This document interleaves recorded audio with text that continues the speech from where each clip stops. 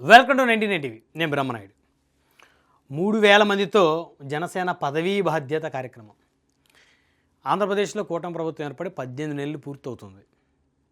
ఇప్పటి వరకు కూడా నామినేటెడ్ పదవులు పొందినటువంటి వారు ఆ పార్టీ అధినేతలను కలిసిన పరిస్థితి లేదు. అటు తెలుగుదేశం అయినా, జనసేన అయినా, బీజేపీ అయినా సరే. తెలుగుదేశానికి కాస్త యాక్సెస్ ఎక్కువగానే ఉంటుంది, పార్టీ ఆఫీస్కి ఈజీగానే వెళ్ళొచ్చు. కానీ జనసేనకు మాత్రం పార్టీ ఆఫీస్ ఇంకా నిర్మాణంలో ఉండటం వల్ల పార్టీ కార్యకర్తలకి టీడీపీతో పోల్చుకుంటే అవకాశాలు కాస్త తక్కువగానే ఉంటాయి. ఇక బీజేపీ మరి వారికి నాయకులు తక్కువే, ఓట్ బ్యాంకు తక్కువే కాబట్టి వారికి కూడా నాయకులకి కార్యకర్తలకి మధ్య సమన్వయ లోపం పెద్దగా ఏం లేదు. వారు అవకాశం వరకు నాయకులు కలవచ్చు. ఇక మనం జనసేన విషయానికి వస్తే నామినేటెడ్ పదవులు పొందినటువంటి వాళ్ళు కార్పొరేషన్ చైర్మన్లు, డైరెక్టర్లు, చిన్న చిన్న పదవులు పొందిన వాళ్ళు, నీటి సంఘాలకు చెందినటువంటి పదవులు పొందిన వాళ్ళు, వీళ్ళందరూ కూడా ఆ పార్టీ అధినేతతో కలిసేటువంటి కార్యక్రమాన్ని ఆ పార్టీ రూపొందించింది. 3000 మంది ఓవరాల్గా పదవులు పొందినటువంటి వాళ్ళు. అందుకని పదవీ బాధ్యత అనే కార్యక్రమం పెట్టారు. ఎందుకంటే పదవి అనేది బాధ్యత. పదవి అంటే డబ్బులు సంపాదించుకోవడానికో లేకపోతే పెత్తనం చలాయించడానికే కాదు.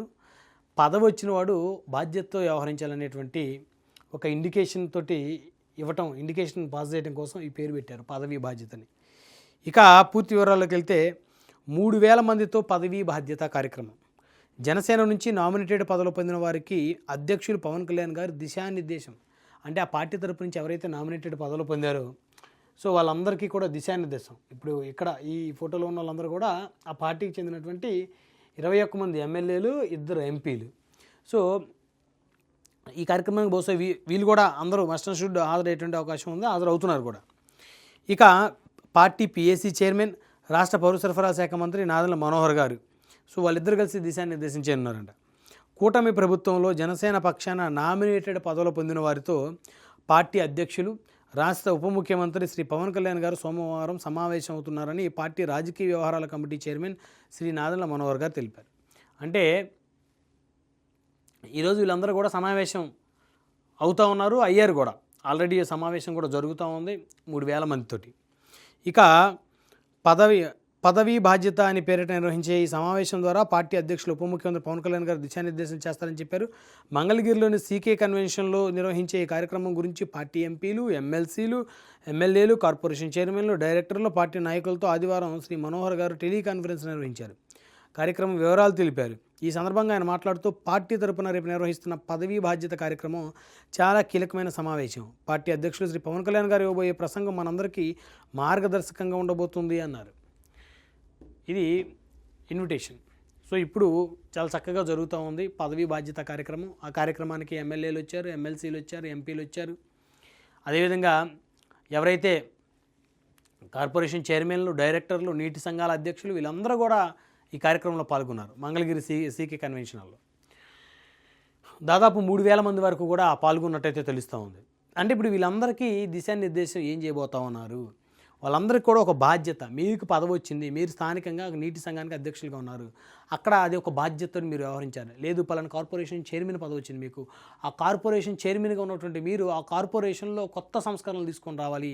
ఇంతకుముందు చేసినటువంటి కార్పొరేషన్ చైర్మన్లకు మీకు చాలా డిఫరెన్స్ ఉండాలి. అంటే వారికన్నా మీరు ఉన్నతంగా పనిచేయగలగాలి, మెరుగైనటువంటి దిశగా మీరు పరచగలగాలి ఆ యొక్క కార్పొరేషన్ని అనేటువంటిదే దిశానిర్దేశం చేస్తూ ఉన్నారు. అదేవిధంగా ఎమ్మెల్యేలు, ఎమ్మెల్సీలు ఆల్రెడీ ఎమ్మెల్యేలతో అనేక సందర్భాల్లో సమావేశమయ్యారు. ఉన్న ఎమ్మెల్సీలు 2 కాబట్టి 2 ఎప్పుడు కూడా పవన్ కళ్యాణ్ గారితో ఉంటారు, నాగబాబు గారు కానీ లేకపోతే హరిప్రసాద్ గారు కానీ. ఇక ఎంపీలు కూడా 2 ఉన్నారు కాబట్టి. ఇక ఈ కార్పొరేషన్ చైర్మన్లు, అందులో ప్రత్యేకించి డైరెక్టర్లు, నీటి సంఘాలకు చెందినటువంటి వారు, అదేవిధంగా వివిధ నియోజకవర్గాల్లో కొన్ని చోట్ల అర్బన్ డెవలప్మెంట్ అథారిటీ కమిటీ చైర్మన్లు కూడా జనసేనకు వచ్చాయి. వాళ్ళందరూ కూడా సమావేశం అయ్యారు. ఆ సమావేశంలో కీలకంగా పదవీ బాధ్యత కార్యక్రమాన్ని, ఎందుకంటే మీకు పదవి ఇచ్చిన తర్వాత దాని ఒక బాధ్యతగా మీరు తీసుకొని వెళ్ళి మీ చుట్టుపక్కల ఉన్న జనసేన వాళ్ళని కలుపుకొని వెళ్ళాలి.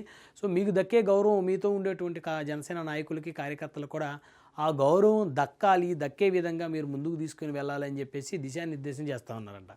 అంటే ఈ పార్టీలో కష్టపడినటువంటి వాళ్ళు చాలామంది ఉన్నారు. సో వారి అందరికీ పదవులు రాలేదు ప్రస్తుతం, ఎందుకంటే కూటమి కాబట్టి 1/3 ఇస్తామన్నారు, తర్వాత 20% అన్నారు. సో ఇప్పుడు ఓవరాల్గా ఒక 10% వరకు వచ్చినట్టున్నాయి పదవులు. సో ఆ 10% పదవులు తీసుకునే వాళ్ళు, పదవులు లేని వాళ్ళతో కూడా మీరు సమన్వయం చేసుకోవాలి.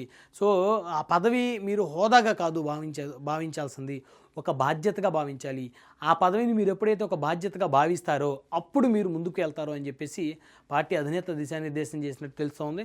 సో మొత్తానికైతే చాలా అద్భుతమైనటువంటి కార్యక్రమం.